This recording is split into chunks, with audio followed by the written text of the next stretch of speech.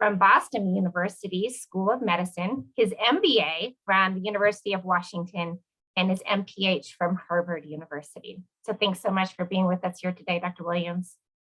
Dr. Don Lefkowitz is the medical director of MD Review. Dr. Lefkowitz received his undergraduate, his medical degree, and completed his residency in internal medicine at Dartmouth College in Hanover, New Hampshire. He began his career in emergency medicine in 1980 and practiced at Rose Medical Center in Denver since 1984. And during his tenure at Rose, he served as a member of the hospital board of trustees, president of the medical staff, chair of the credentials committee, and chair of the peer review committee. In 2008, Dr. Lefkowitz was honored as the top ED doctor in Denver, and currently he is the president of the Colorado Medical Board. Dr. Lefkowitz still practices in adult urgent care as well, and works with us here at MD Review. So we are lucky to have him. So before I turn it over, I was just going to zip through real quickly some of our objectives for today. So looking at how to develop new and emerging physician leaders, this is a big topic. There's a lot to cover. We're going to outline the key roles of what the MSP plays in supporting a successful medical staff leadership. We're going to review common challenges for medical staff leaders and the partnership aids in overcoming these challenges.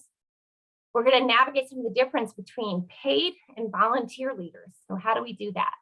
And we're going to talk a little bit about allies. So this effective partnership with the medical staff professional, department chairs, we've got quality improvement, risk, our credential leaders, so many different departments and so many people have a hand in all of this. So how do we effectively use those relationships and make allies throughout the organization? So with that, I'm going to go ahead and turn it over to the doctors and let them take it away. And I think Dr. Lefkowitz, you're going to start us off today. Thanks so much, Sharon. It's great to see so many people joining us from literally all over the country. I see a bunch of people getting on the chat, talking to each other. I think I see some familiar names. As Sharon mentioned, I've been doing this for a while, so I've crossed paths with maybe some of you. And I'm actually even going to mention a few names when I get a little bit into my own personal story of how I came into medical staff leadership, because I owe many of my successes within the world of medical staff leadership to medical staff professionals. So just to clarify, so many of you probably work in facilities where there's a formal CMO who has had training, advanced degrees, and probably don't necessarily need to know some of the things we're going to talk about today. Our presentation today is really going to be geared towards those of you who work with, and this is probably most of you, who work with medical staff leaders who are new to their role.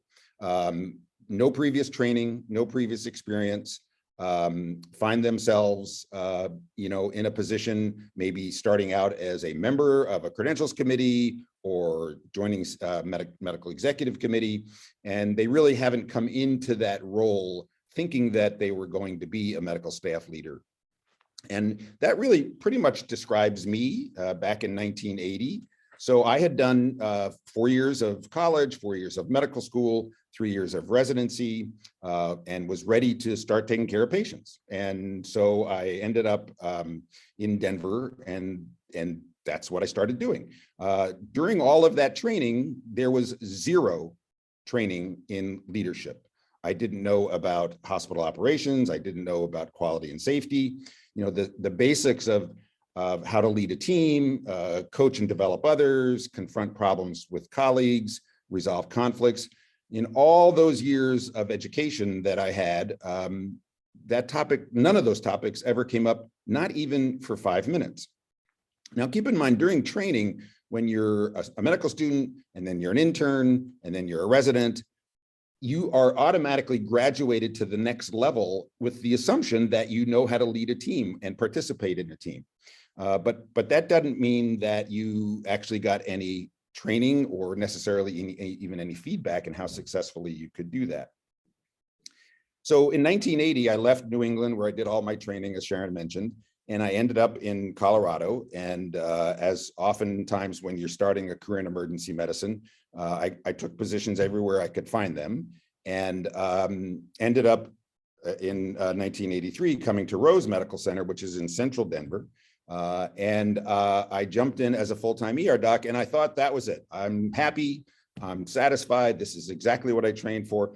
I know how to reduce a dislocated shoulder. I know how to sew up a laceration. I know how to run a cardiac arrest. I had all that training. I was comfortable, and I knew nothing about bylaws, rules, and regulations. In fact, about 6 months into my stint at Rose, one of the nurse managers came through and said, you know, in 3 days, JCO, which is what they used to call it, is coming through. And I literally had to say to her, what is JCO? I had no idea. And that's the world that I came into. Lo and behold, before I know it, the chair of the emergency department says, I think we need to have you start serving on some committees. And the first committee I served on was the credentials committee. And there again, no idea, no training, just start looking at credentials files and deciding who's ready to go, who's not. That's really where I learned to rely on the medical staff professionals. And I don't know if any of these people happen to be listening in today, Bonnie Antelope, Christy Davis, and Beth Dyson-Muskoff. If you're there, thank you. I don't think I ever thanked you enough. It's pretty clear to me, you know, those are three people who put the professional and medical staff professional. The number of times that all through my career, starting with a member of a committee, ending up being president of the medical staff, chief medical officer, chair of the Department of Emergency Medicine for 20 years, the number of times that I had to walk into the office of our director of the medical staff offices, sit down in the chair and say to any of those, Bonnie, Christy, Beth, they can confirm this, what do I do now? So anyway, I wanted to start with that.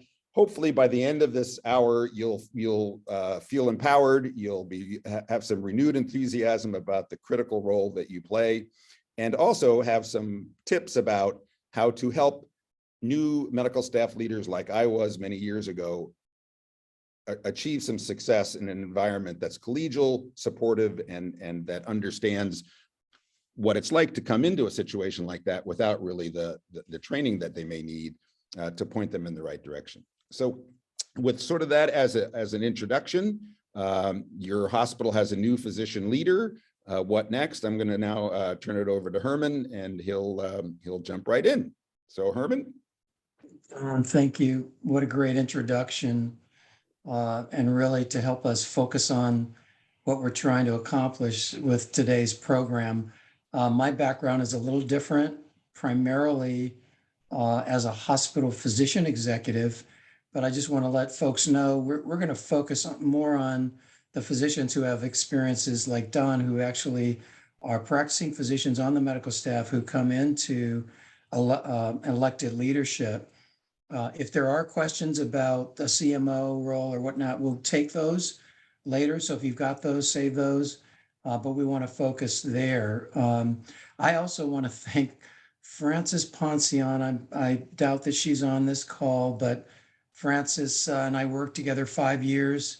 With all the training I had, previously working with other consulting firms, Frances really was my key partner in making sure that we were able to help the medical staff be the best they could be.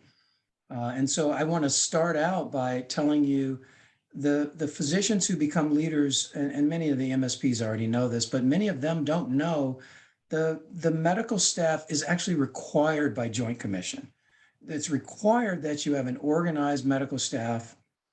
And this is just some of the stuff. I'm going to read a little bit of it, that you provide oversight of the quality of care, treatment, and services delivered by practitioners who are credentialed and privileged throughout the medical staff process. So it is not only required, but you have very specific duties that you have to perform. And sometimes when physicians come into these roles, they don't understand that, I mean, this is a huge responsibility and this is carried out. And by the way, you will be surveyed at some point. You know, it's a triennial process. So it's possible that as a leader, you might miss the survey process, but at some point you're going to have something to do with making sure that the medical staff is compliant with those standards. Let me then go on to specifically talk about how can the medical staff professional help new leaders? And this is not an all-inclusive list, but we want to, and I'm not going to go over every one of these, but we want to let the MSPs know how important your role is. Let me just highlight the person I'm working with now, Amy Smith at the Medical Center of South Arkansas, is just an incredible MSP. She understands the culture of the hospital. She's been there for a while. And so her role is, when a new medical staff leader comes on, is to let them know this is the culture of our organization. This is how we negotiate the organization. If by chance the medical staff leader doesn't know the hospital leadership, it's really the MSP, who's probably been employed at the hospital for a while, who knows the CEO, the CNO, who knows other folks who can say, look, here's how you can be most effective. Let me introduce you to our CEO. Let me introduce you to the CNO and create a level of camaraderie. Let me introduce you to the director of quality, to the folks in the quality office who really are the backbone of the peer review process, for example. So that's very critical. It is so important to have a pre-meeting before your scheduled meetings. I can't tell you how many meetings I've gone to where we show up and the chair of the meeting looks at the medical staff professional and goes, okay, what are we doing today? I mean, it's the most frustrating thing. And it sends a message to all the members of the committee who have come that this guy's not prepared, or this woman doesn't know what she's doing. And obviously this meeting is going to run on. There's no agenda. So the medical staff professional brings that level of discipline. And it's great if the medical staff leader also has that level of discipline. It becomes even more better. But we have to assume that that person doesn't have this experience. And so that's why it's so critical. It's important to have input from past leaders. It's important, if you don't have a succession plan, to put one in place so that obviously, if you are the vice chief of staff, that in 2 years or 1 year, depending on what your terms are, you're going to be the chief of staff. So let's get that person oriented and prepared and learn from past leaders, and hopefully provide them with some education on their upcoming role. Excuse me. And as we go on to the next slide. Herman, if I can for just 1 second. Absolutely. I think you hit on a really key point. Many facilities have these rotations of 2 years as elect, and then as in the role, and then as past. And there's quite a bit of turnover. Maybe talk just a little bit more about the institutional memory that the medical staff professional can provide in terms of consistency, knowing the history, knowing the culture, and the role that they can play in helping new leaders coming in understand some of that. Very good point, Don. So usually the medical staff professional, the director of quality, the other folks, the CNO, they've got the institutional memory that cuts across several administrations of medical staff leaders. And so it's really important for them to help. As an example, if there's disruptive behavior or if there's a quality issue, they can remember, oh yeah, this came up, 4 years ago with Dr. Williams, and I was there and everything finally was okay, but I just want you to know this is not the first time. So sometimes that institutional memory helps. I do also want to comment on terms. My preference is for at least 2 years, because it takes you a year to figure out where the bathroom is. It takes you a good year to figure out, okay, here's what I'm doing. And then another year to say, okay, what am I going to accomplish through this process? So I think it's very important to have terms that are at least 2 years, have a good person at your side who understands the institutional memory and who understands some of these complex issues like board certification. Is it a requirement? Is it a requirement that you're in the process, or do you have to be board certified by a certain time? What are the categories? What are the requirements for categories? I hope you never have to have a fair hearing, but if you do, what's that process? And rules and regs, and of course, OPPE, FPPE, disruptive behavior, are all things that the MSP and the medical staff leader together can make sure that they understand those rules. The other thing that we want to outline here is the importance of key opinion leaders. You really need to understand other department chairs and get out and meet department chairs and understand what their needs are, understand what nursing needs are, get out and talk to employees and talk to patients. Your role as a medical staff leader can be greatly influenced and influential based on your knowledge of these other, key opinion leaders. And Herman, I was going to just make a comment about, bylaws, rules and regulations.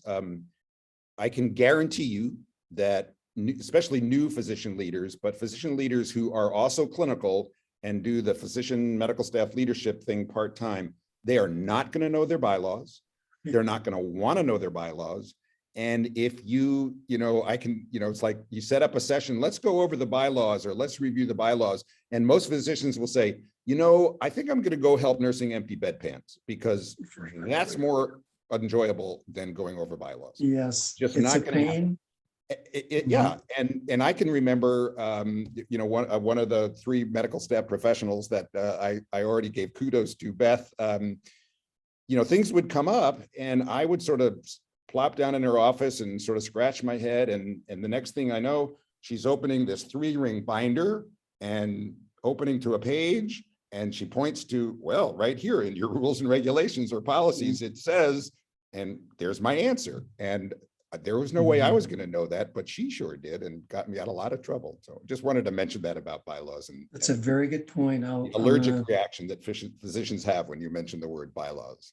Yeah, I'm going to probably embarrass Amy Smith if she's on a couple of times, but Amy always has her copy of the bylaws in a 3-ring binder at every medical staff meeting, at every, always if we need to go and make a reference, she's there for us. And so you're absolutely right.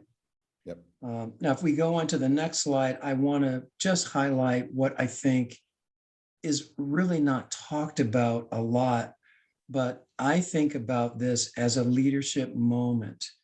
Most physicians are like, oh my, it's my turn in the barrel, right. But it really is a leadership moment for you to make a difference. And I say for the physicians that are listening to think about what is your legacy going to be for the year or the 2 years or whatever your term is going to be. What is your leadership legacy going to be? What do you want to accomplish?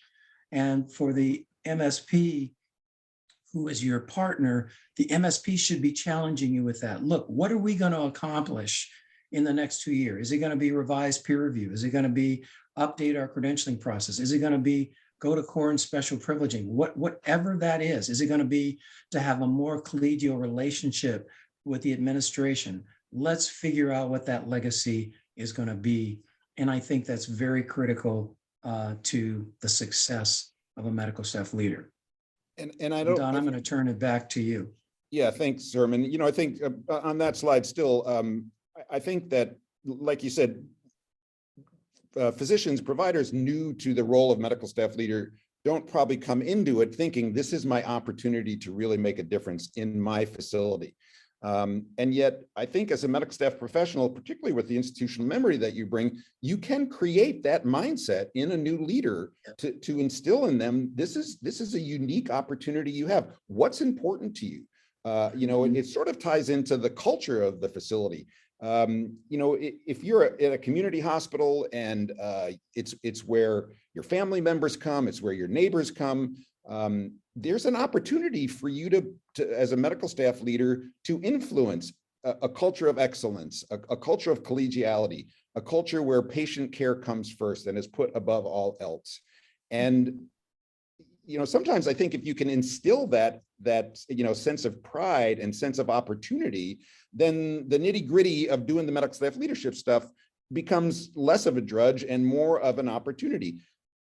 especially when you have clinicians who are taking on a role also in the medical staff leadership world, those clinicians, their idea in going into medicine was to help, to bring good health and to ease suffering. And I know this maybe sounds a little too airy-fairy, but this is an opportunity in the role of a medical staff leader to build on that and to take from your clinical world and translate it into a leadership position. And if you do that, then, we're going to talk a little bit later about physician engagement. It's easier to get others to come on board when they see your enthusiasm for opportunity to, the saying is a rising tide lifts all boats. Everybody can be better. Everybody can give better care. And the satisfaction that you get from creating that kind of personal legacy really can be long lasting. And that's just sort of maybe a message for you. I couldn't agree with you more, Don. And I think it also makes the experience more enjoyable if you have a goal. Absolutely. And you got to understand, everyone is looking up to you. The nurses are looking up to you. You're on the board of directors as the chief of staff, as an example. The board is looking up to you. So this is not something to take lightly. It's a very important opportunity. And that's why I call it the leadership opportunity, to really make it a rewarding experience. Great. Next slide. Great. Thank you, Sharon. So we're going to, next, Herman and I are going to sort of go back and forth. Hopefully this format's okay for you guys. We're going to go back and forth and talk about specific challenges that medical staff leaders come across. We live in a world of acronyms. There's HIPAA and JCO, and now it's TJC and PDMP and EMTALA and FIPI and OPI and ASAP and STAT. Well, actually, STAT's not an acronym. I just learned the other day, STAT is actually a short for STATUM, which is Latin for immediate. Or the joke about when you order it STAT and it's not going to happen sometime after tomorrow is what STAT actually means. But anyway, so this is a list of things that we've come up with that in both of our personal experiences, we come across as new medical staff leaders that seem to pose some challenges. Maybe lack of understanding, lack of background, lack of education. And so we're going to highlight each one of these specific topics.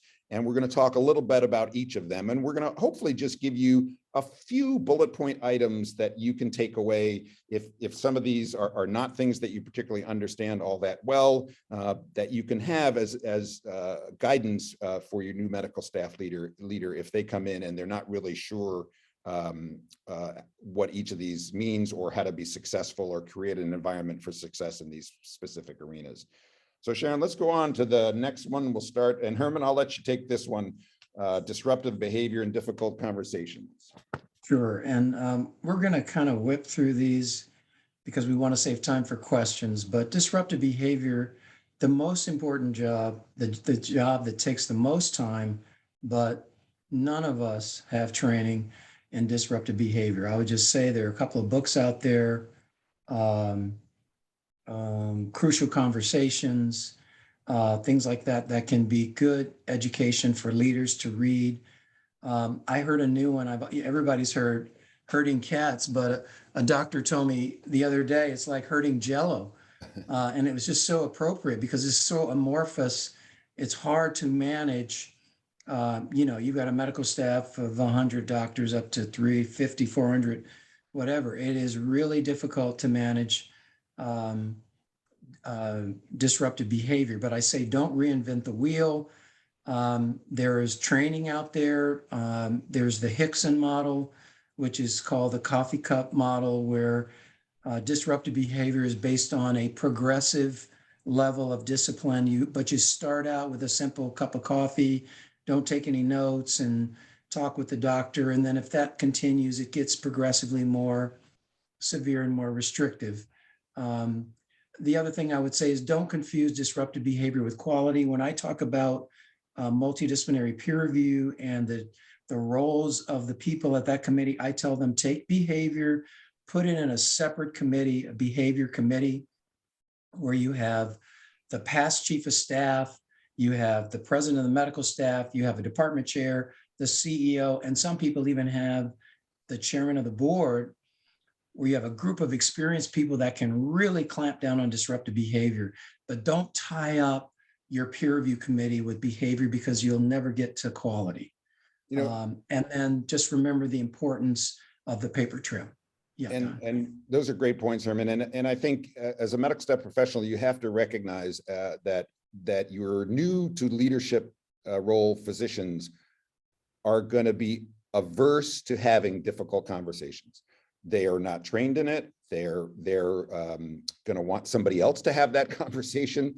You know, I remember a story when I was new to the directorship in my emergency department. We had a struggling physician, and we had gotten coaching and all sorts of things, and it was clear that it wasn't going to work out. And one of my first roles was I had to set up a meeting and let the physician go. And I just couldn't bear the thought that I was going to have to be the one to relay that message. And I was up most of the night tossing and turning and had this very vivid dream that this physician was in a lake drowning. I was standing by the shore and I was looking down at the physician saying, "I'm sorry, I can't help you," as this physician drowned. And I had to go into that meeting. And maybe that's too much information. I'm sorry to share that story with you, but physicians by nature tend to want to take care of themselves. And I'm a big boy or girl. I'm going to take care of myself. You be a mature adult. You take care of yourself. So this is, again, where a medical staff professional can really be supportive in giving them some tips on collegiality, on what, you know, how do you even start a difficult conversation? You know, things like, "We're worried about you," you know, rather than coming at it immediately from a disciplinary side, come at it from a, how can we support you to be as successful as you possibly can be? But by nature, physician leaders are not going to want to have these conversations. So you're going to need to support them and help them work through it. Mm-hmm. So all I'm going to say about physician engagement is there are a couple of tools that you can use. A physician leadership group, which we don't have time to really get into great detail, but it's just a group of doctors that meet once a month with the administration to tell them how to do their job better. I've seen this improve engagement significantly and improve accountability. Setting up clinical task forces to come up with clinical guidelines whereby you have input from more physicians, they become engaged. And of course, you do that to try and decrease variation, which decreases errors. You can improve engagement by having pride in what you're doing, the community reputation, which again can be enhanced by a great physician leader. So a lot of this depends on the person and how serious you take your job. And again, there's education on this. Don't reinvent the wheel. There are books that can help you be a better leader. That's going to result in better physician engagement. But go around, talk to members of the medical staff, get their opinion, hang out in the surgical lounge. Things of that nature can all improve physician engagement. And I think it also, and you mentioned this, you know, sort of have pride in the facility and what its reputation as a community. Again, most of us live in the communities in which we work. And I know this happens to you, Herman. I mean, a week doesn't go by, even now, even though I'm, quote, retired from clinical practice, a week doesn't go by that I don't get a call from a friend, a neighbor, a family member. "Which orthopedic surgeon should I use to do my knee? You know, my kid needs their tonsils out. Can you recommend a good dermatologist for a skin biopsy?" I mean, whatever it is. Of course, you want to be able to proudly and comfortably recommend your facility in which you have the pride of ownership and the pride of excellence to people who you care most about. And, you know, again, I think this is in the sense of the culture of the facility.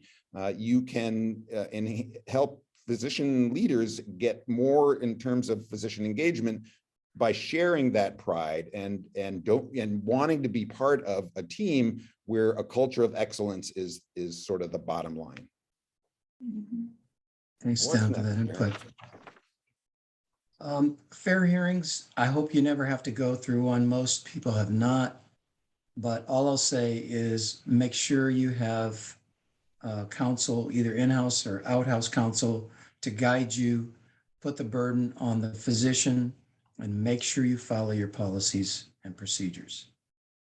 And then lastly, I'll talk about a little bit about privileging. Again, don't be forced to make a decision until you have enough information to make a decision. Don't feel like you've got to make a decision. If you need more information, ask for more information, document that we asked similar questions, ask for more recommendations, make phone calls if you don't feel like you have enough information about a particular physician. Understand the important role of peer review and how it feeds back in the privileging process. Go ahead, Don. No, I was going to tell us a fair hearing story, but Okay, let's go finish this ahead. slide, and then because I can tie it into this. Go ahead. So way back when I was just starting to serve in some medical staff leadership roles, I was asked to chair a fair hearing for an OBGYN physician at my hospital. And my first question was, wait, you want me to chair it? And I wasn't exactly sure what it entailed, but one of the very first things that the medical staff professional at the time set me up with was a rather lengthy meeting with hospital counsel. And then during the fair hearing, the hospital counsel sat right next to me, and I felt her elbow a couple of times when I seemed to be heading in the wrong direction. So that's key. And the story was, it was an OB physician who was in private practice, who was very, very slow to respond to their pages. And sometimes it caused problems. And this was before the days of OB hospitalists. So oftentimes the L&D nurses were sort of stuck without anybody to turn to. Now, anybody who works in a really good OB hospital knows that the L&D nurses can deliver most babies anyway without the help of the doc. Don't quote me on that. But the physician would go off and not respond to pages. And it eventually got to be so problematic that we suspended his privileges, and he asked for a fair hearing. So he shows up at the fair hearing. He's sitting there with his spouse, who I didn't know should come, and his attorney. And then we have a fair hearing panel of 3 physicians from the board, from the medical staff, and I'm the chair. And we're about 30, 45 minutes into the fair hearing, and his pager goes off, and he doesn't answer it. This is why we're having the fair hearing. And he doesn't answer it. And he continues to talk, and I'm looking, and I'm sort of elbowing, like, what am I supposed to do? And his pager goes off again, and he doesn't answer it. And I'm getting uncomfortable. I'm thinking, there's a lady who needs a crash C-section upstairs in L&D. And I finally said, Dr. So-and-so, I'm going to put this fair hearing on hold for a moment so that you can go and answer your page. And I think my face was turning red at the time. The point being that it's the medical staff in fair hearings that has the final say. It's a fair hearing. A physician wants their chance to say to their medical staff colleagues, and this has to do with the independent medical staff, they're the ones who get to say. They're the ones who can decide, and in this case, it was pretty obvious that right there before our eyes, the issue was playing out, and it still didn't seem to register with this physician that when L&D pages you need to stop what you're doing and respond immediately because you may be needed. Anyway, again, maybe too much information, but I think it was an important story, and it relates to the issue that it's the medical staff that gets to decide, even at the end of a fair hearing, about credentials and privileging. And I think there's the key that I like to point out to medical staff professionals is it's a privilege. They're asking for a privilege. It's granted, the credentials committee goes to the med exec goes to the board of trustees. The board of trustees says, this is our hospital. We're granting you the opportunity to take gallbladders out in our hospital because we think you show current competency to do so. And if we think you don't show current competency to do so, we're not going to grant you that privilege, and you don't have a right to it. And so, that's an important distinction to make. And Herman, you're exactly right. Don't make decisions without adequate information. And you can always go back to somebody who's applying for a privilege and say, we need more. Show us more that you're currently competent. Show us your board certification. Show us CME. Show us your past 20 cases. Whatever it is that you need to ask for. We used to have physicians come in and be interviewed by a department chair when we had some questions about what their current competencies were. Mhm. Sorry. And I find in my experience, it's the medical staff professional that knows these fine Exactly. points. Ask Exactly. for more information, tells the credentials committee, maybe we need to get an interview. Lets the credentials committee know, here's the OPPE process. We're coming up on whatever our 8-month timeline. We need to make sure these get done. It's those folks who really toe the line and remind the medical staff leader that these things need to get done. So I'm going to flip it over to you, Don, to go through the rest of the issues. All right. So EMTALA, back in the late 80s, EMTALA came about. It was a congressional act. The EMTALA stands for Emergency Medical Treatment and Labor Act. Labor meaning laboring women who are about to deliver a baby. And it really came about because people were walking into hospital EDs and being denied care because of lack of ability to pay. And it was happening to women in active labor.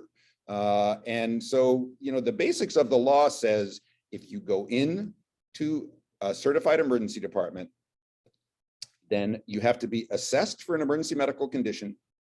And if one exists, you have to be stabilized to the capability and capacity of that facility. And at that point, you can either complete the care or transfer to a higher level of care to complete the care. It's that simple, and it actually, makes life easy. Does it end up in a lot of uncompensated care? Sure. But, from my perspective as a 40-year emergency physician, it made life easy for us in the ED, because the answer was, if you came in and you felt like you needed to be evaluated, we did. And we did it. We had a registration person asking to get demographics and insurance information, but that literally didn't affect the care that we provided. And people were never screened away. Oh, you can't pay for your care. You don't have insurance. I'm sorry, we're not going to be able to care for you. And in reality, that's one of the most prideful things I have about the practice of emergency medicine and medicine in general. It's the ultimate safety net. But it's important to make sure that your medical staff members know it, provide annual education. Remember that if a on-call provider, for some reason, refuses to come in and care for a patient, it's the hospital, in addition to the provider, who's on the hook. You have to have capacity and capability. My simple answer to EMTALA is just say yes. If a rural hospital calls and says, we've got somebody we don't have the capacity or capability to care for, we'd like to send them your way, here's what your answer is. Yes, and thank you. We're happy to take care of them. Because the minute you start refusing, you run into the possibility of committing an EMTALA violation. Medical staff leaders should know that, and they should know about that, and they should make sure that they're on call, whether it's orthopedics, general surgery, cardiothoracic surgery, cardiology, whomever it is. If they somehow manage to refuse to take a referral that they have the capability and capacity to care for, that's going to put the hospital in an awkward position of having committed an EMTALA violation. So education about EMTALA is really pretty important. All right. HIPAA with 1P. I always say that, HIPAA with 1P. All the time I see, it's not HIPPO, it's not HIPPO. So HIPAA, HIPAA, Healthcare Insurance Portability and Accountability Act of 1996. The actual act was specifically initially mostly geared towards portability of insurance, not confidentiality.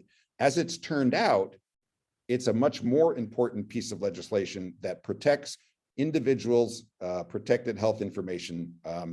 And again, something that we need to provide annual education for, make sure that you have sharing agreements.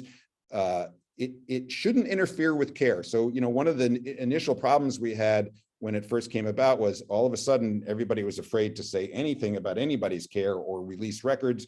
Back when I first started, if somebody showed up in my ER and they had just had a CT of their head 2 days before at another facility where they were seen in the ER, all I had to do is call that hospital, talk to the ER doc and say, can you pull up their record, tell me what the CT scan showed? As soon as HIPAA came about, we stopped doing all of that, and it made for some challenges. There are now sharing programs available. Colorado has COREO, Colorado Regional Health Information Organization, where patients and organizations agree to share information, and it makes it much easier to get a critical piece of information so that you don't have to repeat a potentially dangerous procedure. But most importantly, and this comes up sometimes, just because you're a physician, it doesn't mean, you know, a VIP's spouse is in the hospital. You can't just go open their chart electronically and see what's going on with them, even if it's a friend or a loved one.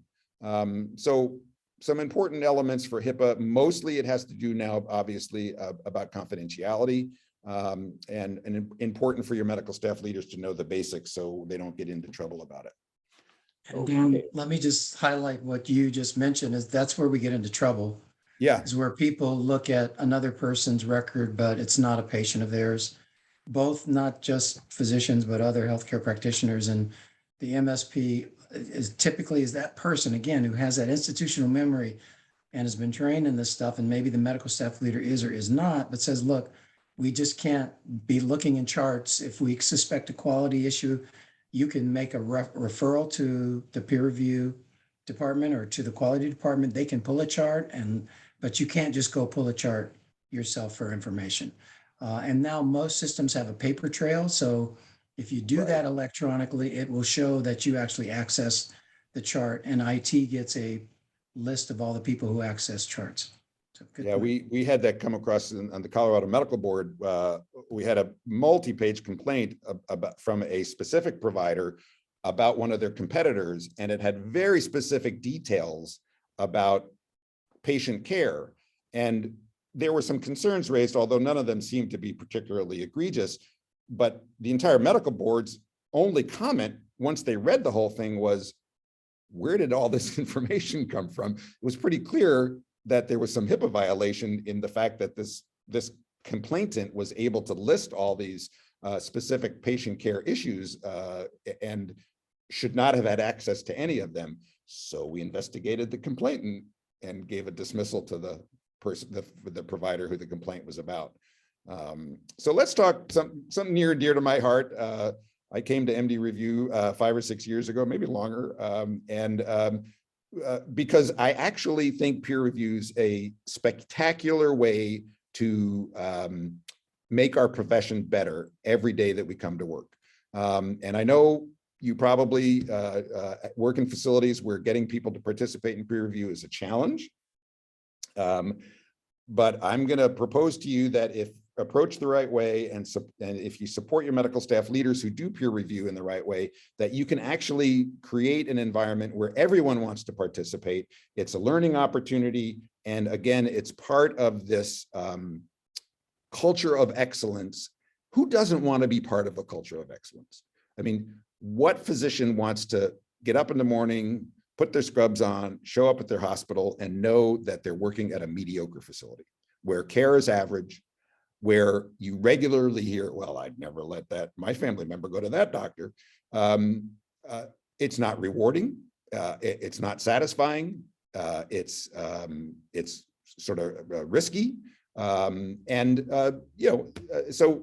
So what are some of the opportunities? Well, I think peer review is the perfect one. Peer review started many, many years ago. It was initially perceived as adversarial. It was initially perceived and actually turned out to be sort of a restraint of trade, peer review against other people. And that's where the peer review protections came about when our legislatures figured out that physicians were reluctant to participate in peer review because of lawsuits and losing referrals. That's where the protections of confidentiality came about.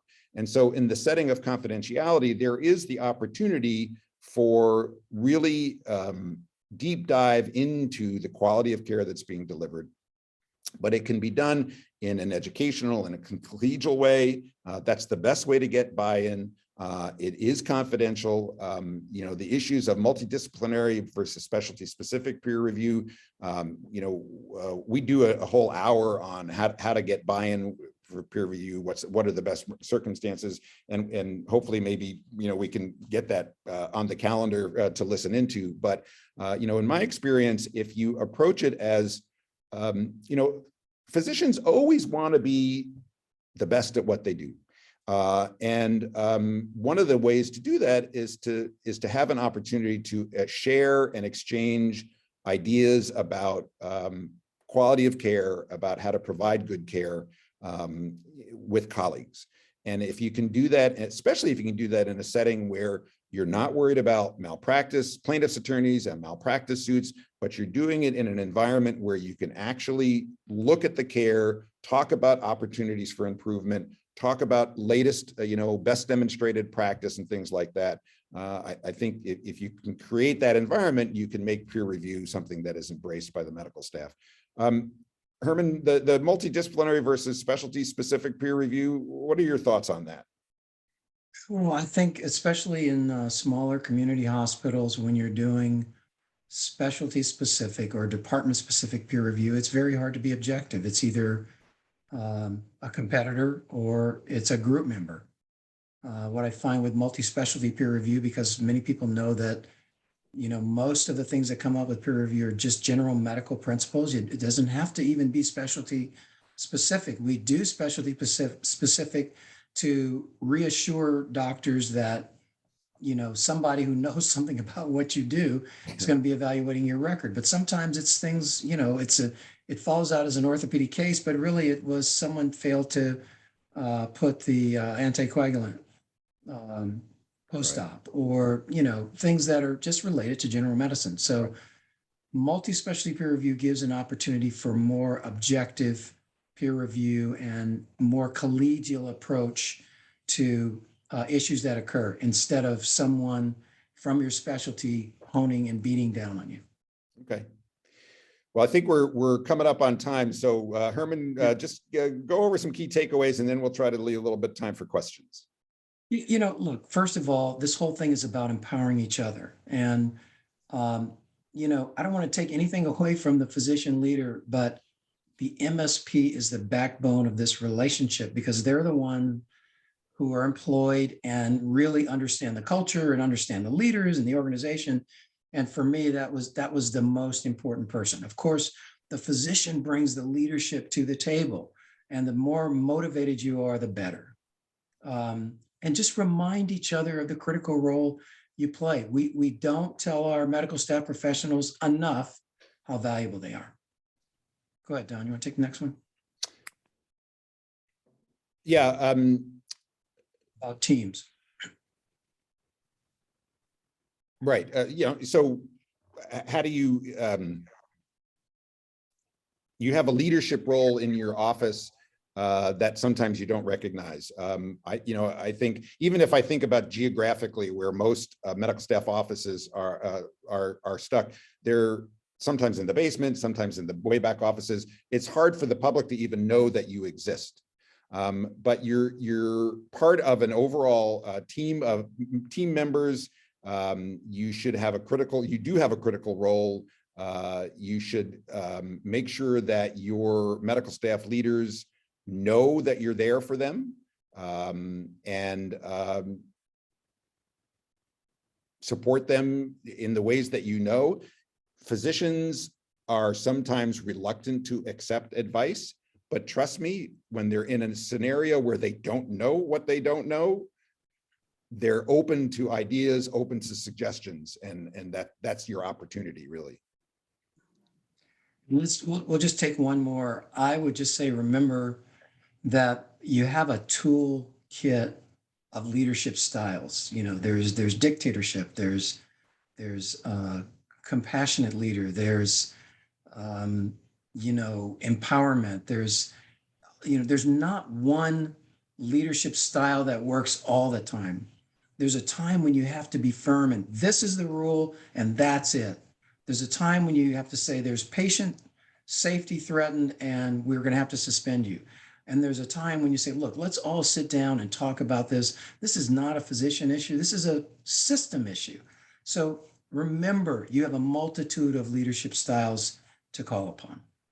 So let's turn it back over to Sharon and see if there are questions in the chat, and let's see if we can answer some questions for folks. Absolutely. Thank you both so much. That was a great presentation. There are so many comments in chat just about the presentation, how helpful it is, how great the information is. You called out a couple of people specifically, and I think those that have worked with you are very appreciative of just your appreciation of them and of the MSP community. So thank you both so much. We actually do have quite a few questions. So I'm going to try to run through them here pretty quickly. Do you have any suggestions to address this division, department chairs who consistently need to be reported to the VPMA or the CMO for not meeting outlined duties, such as timely signing of credential files? So, I'm sorry, repeat the question again. So it looks like we've got maybe department chairs or division chairs who consistently get reported to the VPMA or get reported to the CMO because they're not meeting their duty, like they're not signing their credential files in time. So they're being presented with information and they're not getting it back. They're not fulfilling their duty in a timely manner. Okay, let me answer that from the perspective of a past CMO. I mean, first of all, it's a volunteer job. So it's hard to really hold people's feet to the fire. If it's paid, that's different. Then you can say, look, you're not meeting the requirements, and we have a process for removing department chairs who are non-compliant. But you just have to, one, try and make it as easy as possible. And the MSPs know what I'm talking about.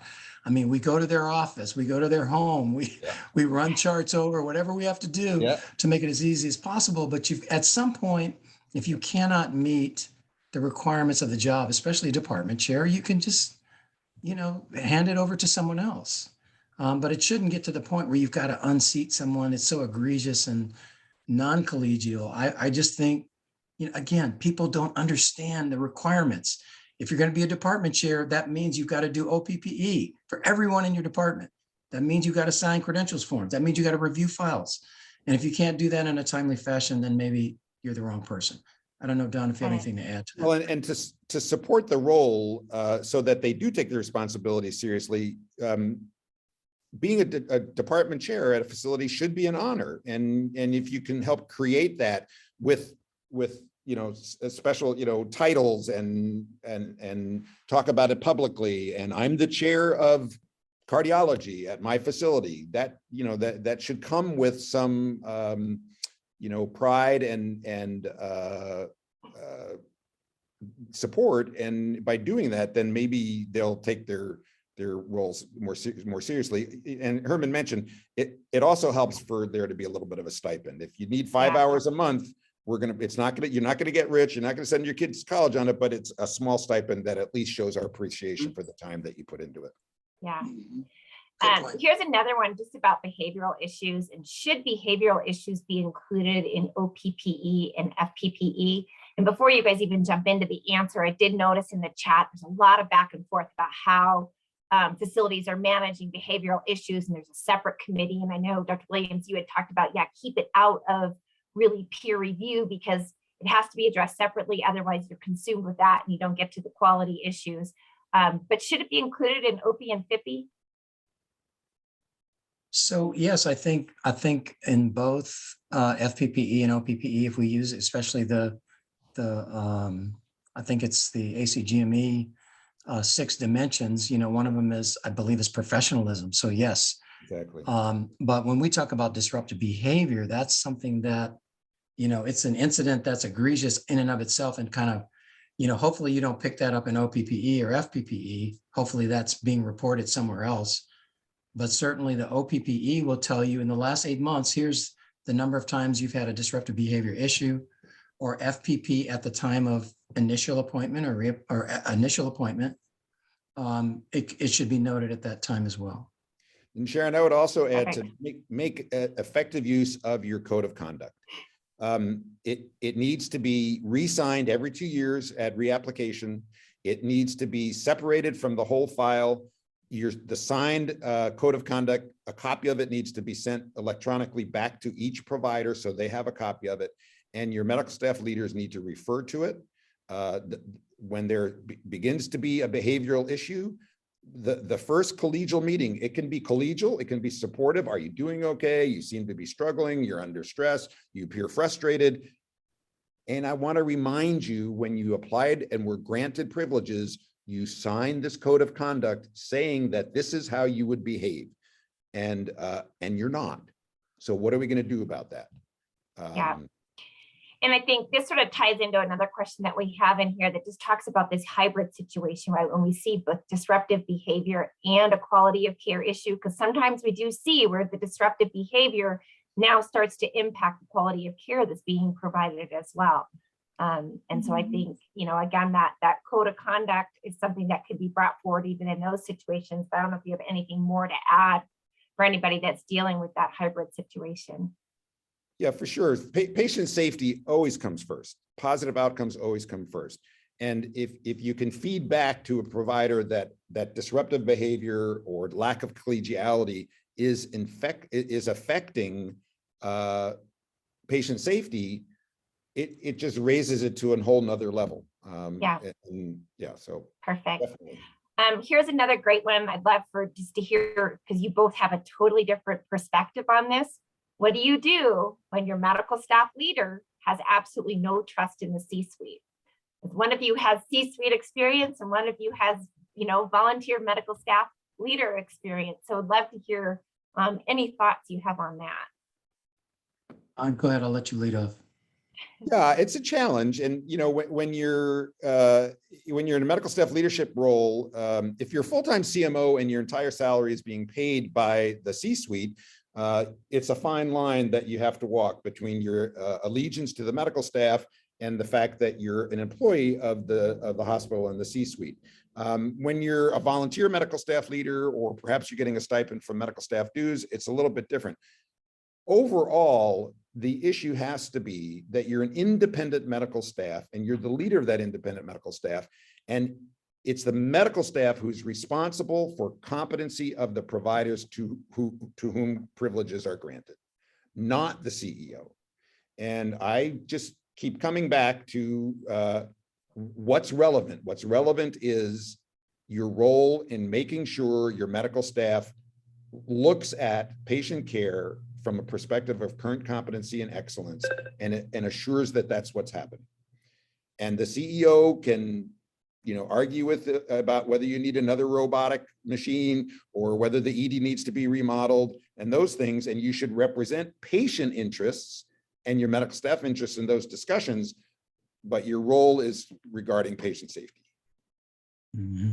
Perfect. All right. I would just say, let me just Yeah, quickly, Herman, Sharon, if you is want that- to just comment on that, and then I think we're going to go ahead and wrap it up with your last comment here. Okay, trust is essential.